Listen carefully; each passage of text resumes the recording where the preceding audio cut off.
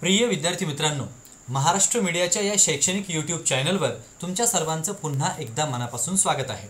आणि हो, दुसरी ते 10वीच्या सर्व विषयांच्या धड्याखालील प्रश्नांची उत्तरं तुम्हाला याच एकमेव चॅनलवरती वेळोवेळी मिळत राहणार आहेत। आणि त्यासाठी हे चॅनल जर तुम्ही अजून सबस्क्राइब केलं नसेल तर पटकन सबस्क्राइब बटन क्लिक करा आणि शेजारच्या बेल आयकॉनला क्लिक करा। तर चला आजच्या आपण व्हिडिओ सेशनला स्टार्ट करूया। महाराष्ट्र स्टेट बोर्डचा इंग्लिश मीडियमच्या मराठीच्या पुस्तकातील धडा क्रमांक 5 ज्याचं नाव आहे दादास पत्र, ज्याचे प्रश्नोत्तर आज आपण पाहणार आहोत। सुरुवात करूया आपण।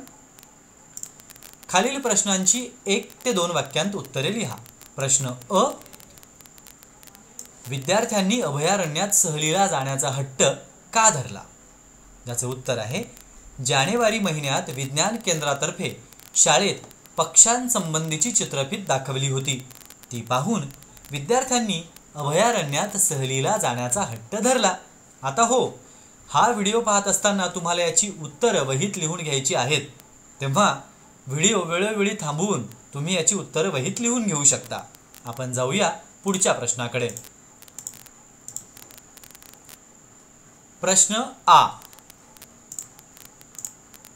अभयारण्यातून फिरताना सरांनी विद्यार्थ्यांना माळढोक पक्षाबद्दल काय सांगितले?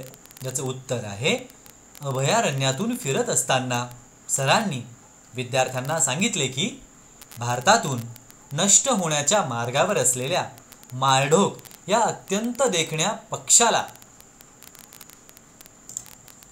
आणि या पक्षाला वाचवण्यासाठी वन विभागानं हे अभयारण्य घोषित केलेलं आहे।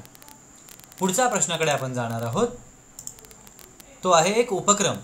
तुम्ही भेट दिलेल्या एखाद्या पर्यटन स्थळाचं वर्णन करणारं पत्र तुमच्या मित्राला किंवा मैत्रिणीला तुम्हाला लिहायचं आहे, ज्यात तुम्ही अगदी वरंदा घाट असेल, भंडारदरा असेल, तुम्ही कुठल्याही पर्यटन स्थळाला, नागझिऱ्याचं अभयारण्य असेल ज्याला भेट दिली आहे, तिथली वनस्पती, तिथले प्राणी, तिथले रस्ते, परिसर तुम्हाला कसा वाटला हे त्या पत्रामध्ये नक्कीच लिहा।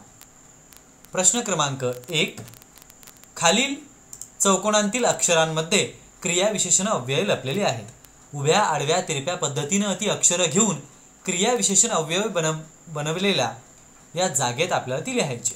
आता तुमच्या पुस्तकात तो प्रश्न दिलेला आहे, ज्याची उत्तरं आपण जाणून घेणार आहोत।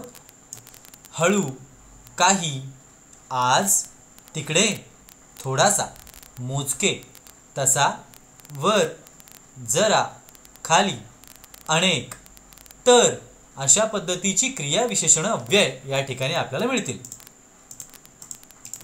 पुढचा प्रश्न आहे कृती 3 व्याकरणाची।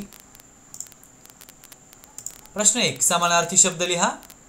सुंदर, ज्याचा समानार्थी शब्द आहे देखणी। खग, समानार्थी शब्द आहे पक्षी।